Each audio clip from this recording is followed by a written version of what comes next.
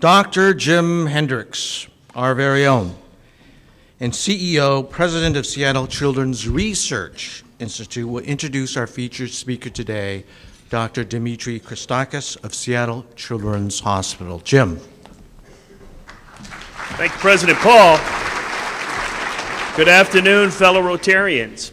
In 2005, your Children's Hospital purchased land and properties in downtown Seattle's Denny Triangle neighborhood to create Seattle Children's Research Institute. Today, Seattle Children's Research Institute ranks among the top 5 pediatric research institutions in the country, with over 330,000 square feet of research space, a workforce of greater than 1,000, and a mission to improve the health and well-being of children everywhere. Our rapid success is due to our great faculty, and it's my pleasure to introduce you to one such faculty member today.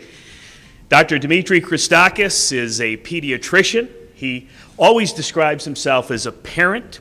He is the George Atkins Professor of Pediatrics at the University of Washington, and I'm proud to say he's director of the Research Institute Center for Child Health, Behavior, and Development. I'm confident that you will enjoy his presentation. Dimitri?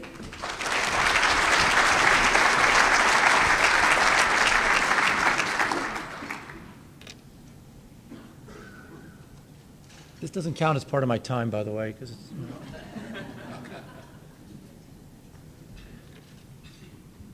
Thank you very much for having me. As Jim said, I'm a pediatrician, a researcher, and a parent. And I became those things in that order. And the reason the sequencing is important is because even though I was a pediatrician for many years who took care of children, and I became a researcher who studied ways to keep them healthy, it wasn't until I became a parent that I became interested, some would even say obsessed with, early childhood. And for the last 15 years since the birth of my son, my laboratory at Seattle Children's Research Institute's mission is to determine modifiable factors in children's early environment that can positively impact their cognitive, social, and emotional development, and to develop actionable strategies to optimize them. And I'm delighted to have an opportunity to share with you some of the stuff that we've been doing there over the last few years.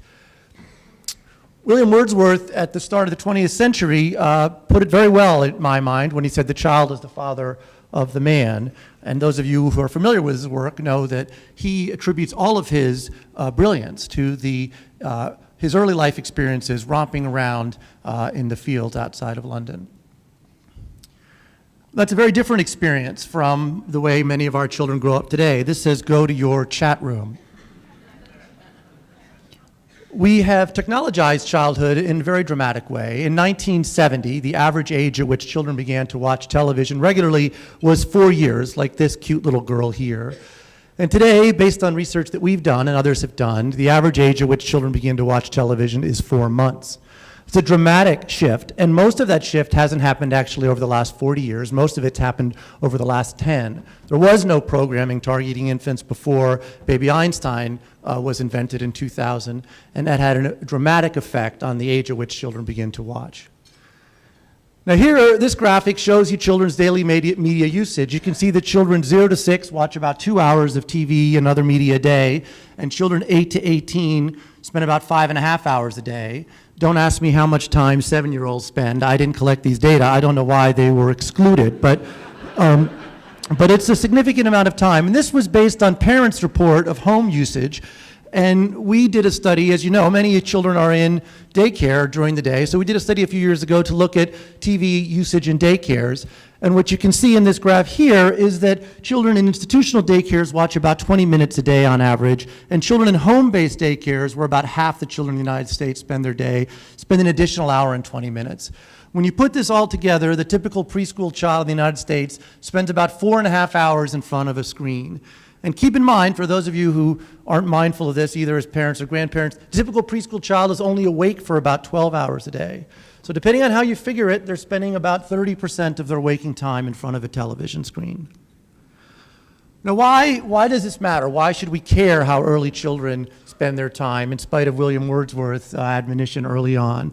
Well, early experiences matter, and here's why. This is the typical newborn brain, and you can see it weighs 333 grams.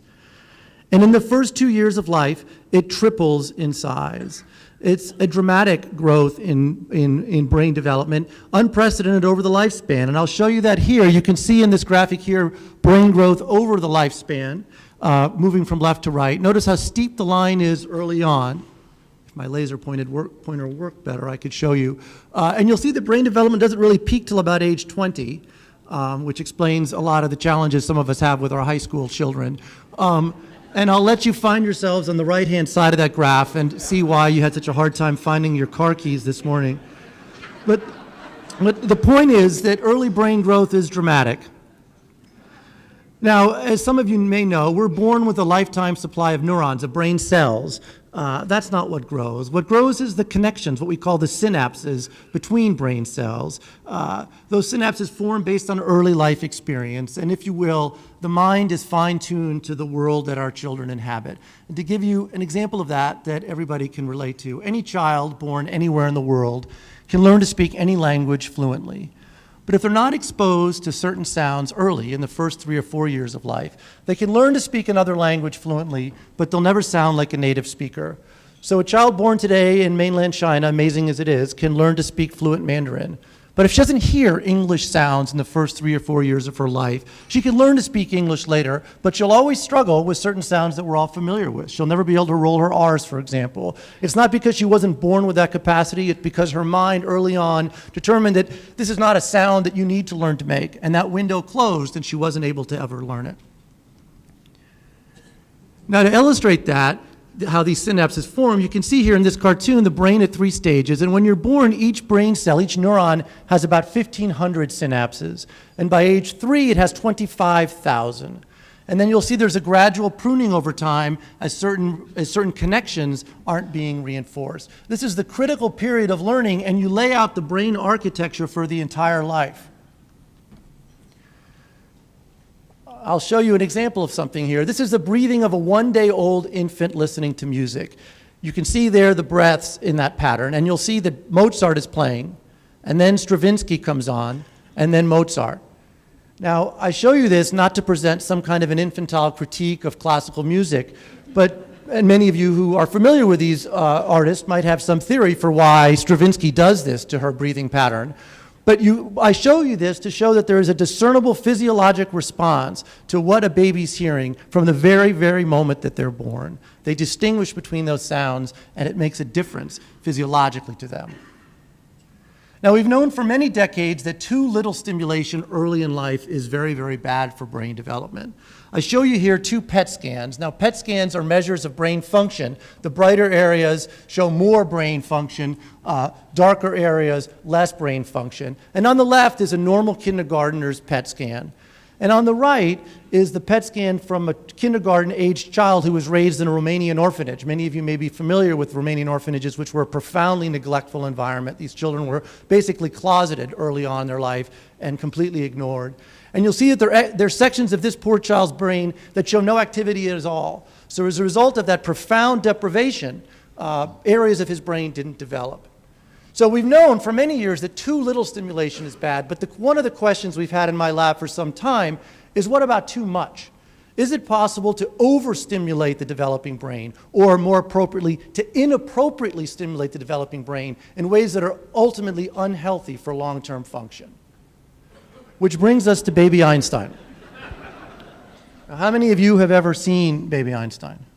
Oh, quite a few. All right. Well, for those of you that have not, I'll show you a clip, and for those of you who have, you can watch again. This is a clip from Baby Einstein, A Day on the Farm. It's meant for 9-month-old infants. They have ones that are meant for infants as young as 3 months. So here is a random 20-second clip from Baby Einstein, Day on the Farm.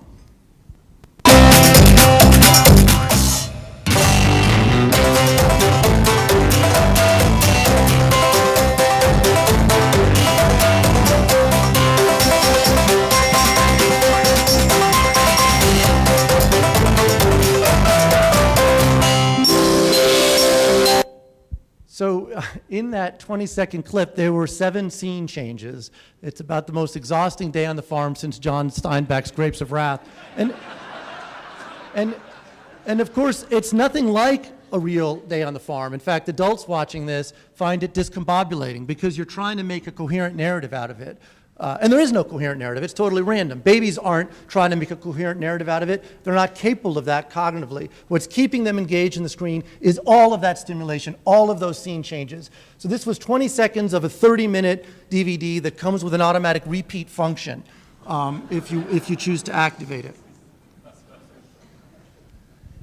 Now, I want to segue from that to talk about attentional problems, the rise of ADHD. Most of you are probably familiar with it. It currently affects about 10% of U.S. children, and it's 10 times more common today than it was 20 years ago. Whether this represents a true increase in prevalence or an increase in recognition, it's probably elements of both. There are more attentional problems today than there were 20 years ago in our children, and for that matter, in our adults. But I don't care so much about them because I'm a pediatrician. Now, this slide here shows the genetic contribution of ADHD. I've summarized for you about 30 different studies that have looked at the heritability of ADHD, and there's clearly a genetic component. But if you sum all of these up, the heritability is only about 75%. What that means is if an identical twin has ADHD, there's a 75% chance that her sibling will. And of course, identical twins are genetically identical, so if it was entirely genetic, it should be 100%. There's clearly something else. And we've known for many years that there's a genetic contribution. We have many candidate genes. There are a lot of environmental factors that have been explored. These two things come together and produce what we phenotypically see as ADHD in children. But the Surgeon General himself in 1999 said for most children with ADHD, the overall effects of these gene abnormalities appear small, suggesting that non-genetic factors also are important. So what might those be? What might one of those be? Well, one of the theories we've had in my lab is what we call the overstimulation hypothesis, which is that prolonged exposure to this rapid image change during that critical period of child development will precondition the mind to expect high levels of input. That will be viewed as normal. And that will lead to inattention in later life.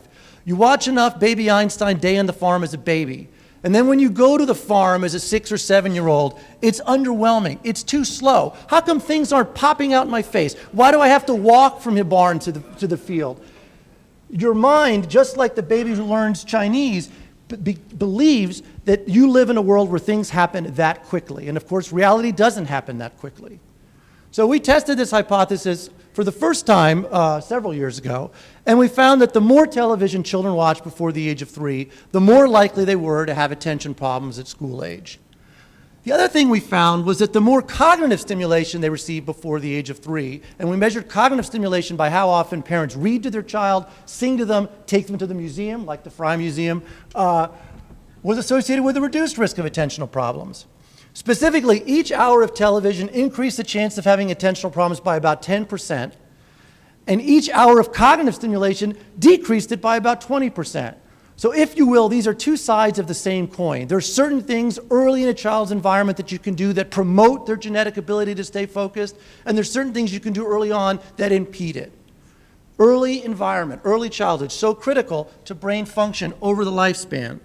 Now, if our hypothesis was true, that it's image change, that it's stimulation, then you might imagine that what children watch matter, that content drives this. So we did a follow-up study where we looked at what children watch. And I'm going to give you 2 examples of content for you to consider. The first is from the Powerpuff Girls movie. How many of you have seen that? Much fewer. Okay, well, here is the opening sequence from the Powerpuff Girl movies.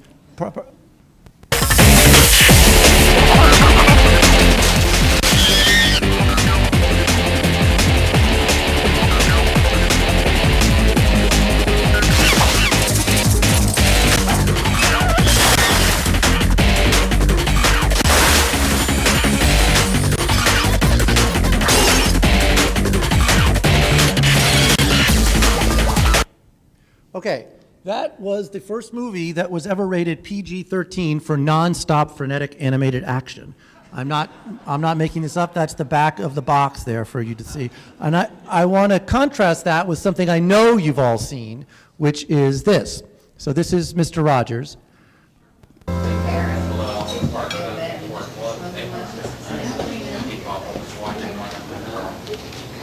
Hi, Odd. Oh, hi, Fred. I'm fine. How are you? Good, thanks. I brought my television neighbor to see what a restaurant was like. Oh, I'm so glad. Can I show you a table? Certainly. I'm awfully busy today. One of the waitresses is ill. I see. So I'm sort of doing double duty. How about this? This is fine. Thank Grand. you very much. Sit down and I'll be right back. All right. When you come to a restaurant, usually somebody shows you what table you're supposed to sit at. And one of the first things you do is to put your napkin either on your lap or up here. And then, well, this is the way a table is set. So Fred Rogers invented reality TV. He's not credited with it. It's actually not reality TV, right? It's slower paced than real life is. The waitress says, "I'm awfully busy today," but she doesn't seem the least bit hurried. The pacing of this is dramatically different. You might even say it's surreally slow. And when we followed up our study, what we found was that what children watch was significantly predictive of their attentional problems. Watching educational programs like Mr. Rogers didn't increase the risk of attentional problems at all. Watching entertainment programs like the Powerpuff Girls increased it by about 60%. And watching violent TV, which I didn't show you because I don't actually like to show violent TV, which is much more rapidly sequenced typically, increased the chances by over 100%. So further evidence that the content is what drives this. Now, there's a limit to what you can do with human babies, thank God, in the lab, at least at Seattle Children's. And so I can't do experiments to overstimulate babies. So we've been developing for the last year a mouse model of television at Seattle Children's.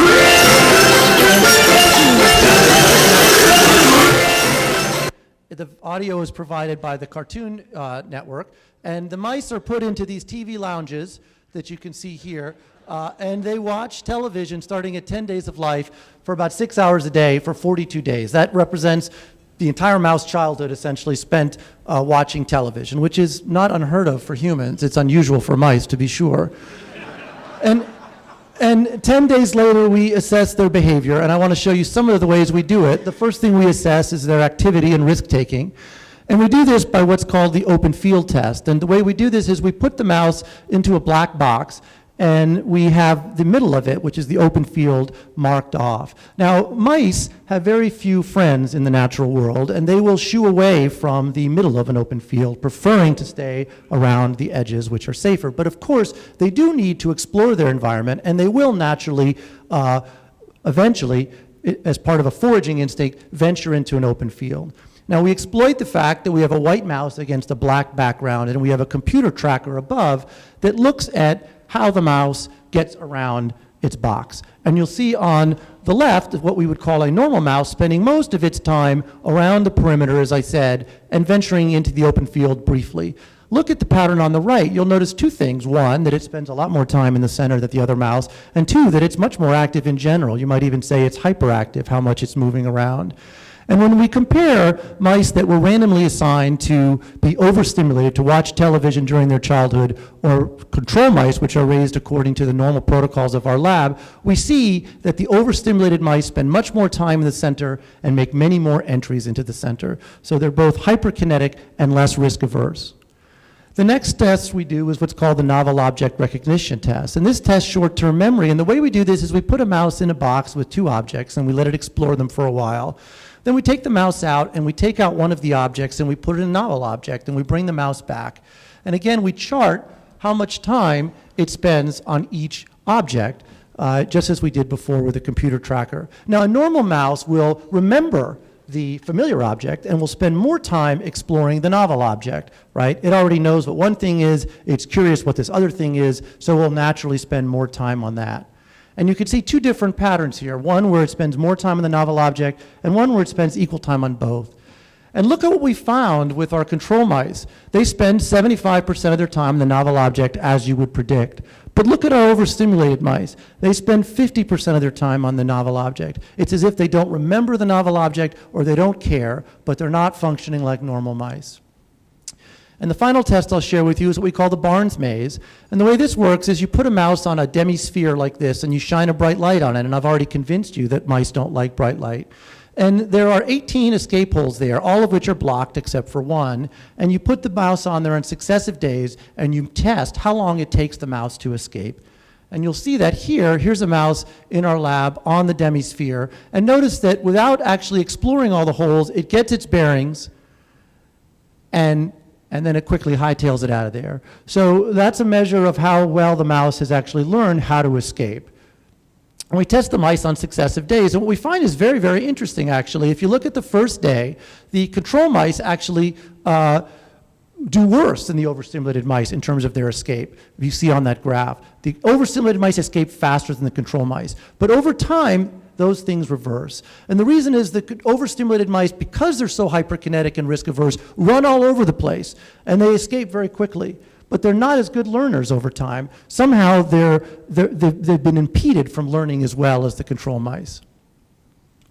Now, we can't do sort of adverse studies in babies, but we can do positive ones. And some years ago, we did a study at Odessa Brown Children's Clinic here, where we randomized 200 children, 18 to 24 months of age. These are low-income children. That's who Odessa Brown serves.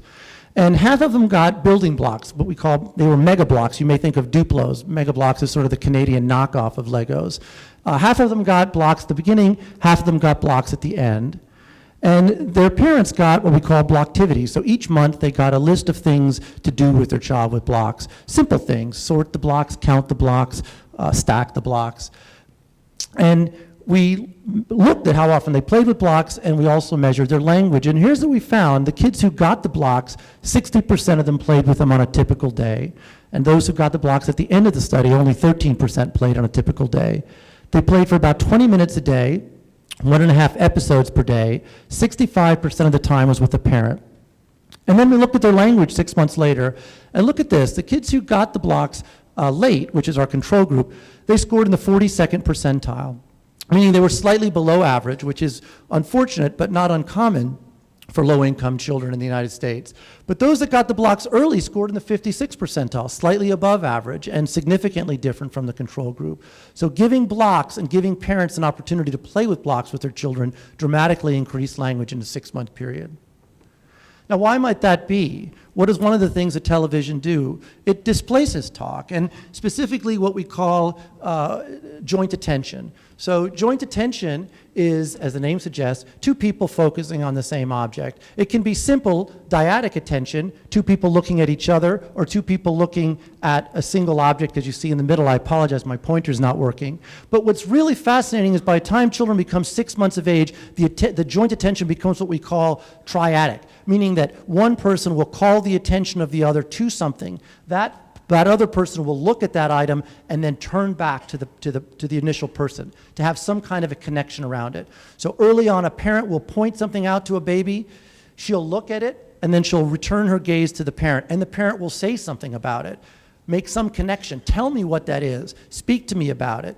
By the time children are 9 to 12 months of age, they initiate the triadic attention. They'll point to something, as you see in the upper right-hand corner there. The parent will focus their gaze on it, and then they'll look to each other and have a conversation. This happens thousands of times a day in healthy adult-child relationships. But one of the things that, when it doesn't happen, one of the things that happens when it doesn't happen is bad. So we did a study to look at what happens when televisions are on. We did this by taking a little digital language processor, as you can see there. It's worn in a vest. It records everything that a child says or could hear at their chest. And then we have a cool software program that analyzes it and can tell us adult word count, child vocalization, conversational turns, so this triadic attention, and it can record television as well. And the way we do this analysis is that we compare times when a child can hear TV to times when they cannot, and how many adult words are they hearing. Now, when the child can hear a television, each hour of audible TV for a child results in them hearing 656 fewer female words. Now, how many words does a typical adult female say in an hour? She says 710. And each hour that a child hears the TV results in them hearing 200 fewer adult male words. And how many words does a typical adult male say in an hour? Well, so it's every time everybody seems, there seems to be unanimity of opinion that women talk less than men, but I can tell you that actually men say 708 words an hour. So men and women actually speak the same amount. Doesn't mean they listen to each other, but they say the same number of words. The reason you see less displacement of adult male words is because men speak the same amount, but they don't talk to babies as much. It's the women that are talking to the babies, and their speech is being displaced. And the final thing I want to show with you is neuroendocrine effects that we're looking at. So we bring children into the lab, 9 to 12-month infants, and we randomize them to either play with blocks, as we've done before, or watch a baby DVD. And we collect salivary cortisol. So you guys all are familiar probably with cortisol. And babies love to donate cortisol, salivary cortisol. It's very, very easy to get from them, as you can see here. And we're looking to see how these two things differ. Now, most of you think of cortisone as a stress hormone, but it's actually much more complicated than that. At high levels, it is a measure of stress, but at low levels, it actually is a measure of attention. In fact, there's an interesting kind of inverted U-shaped curve around cortisol levels and function and learning. So if you have very, very low cortisol levels, you don't perform very, very well. And if you have very, very high cortisol levels, you don't perform very, very well. You don't want to go into your exam very relaxed, and you don't want to go in super stressed. You want to have just the right amount of stress hormone, as you might think of it, to do your best work. And reason we chose block play as our comparison is we already know from studies that we've done that whatever cortisol level babies are having there, it's good because it improves their learning. And what we found in our study was that the babies in the DVD group had significantly lower cortisol than the babies playing blocks. It's not engaging their brain the same way interactive play is. So in conclusion, I want to say that early childhood is critical for both children and mice to their development. And we need more real-time play and less fast-paced media, because when you change the beginning, you change the whole story. And that's really what drives me to work every day. Thank you very much. I want to acknowledge the people I work with. I especially want to...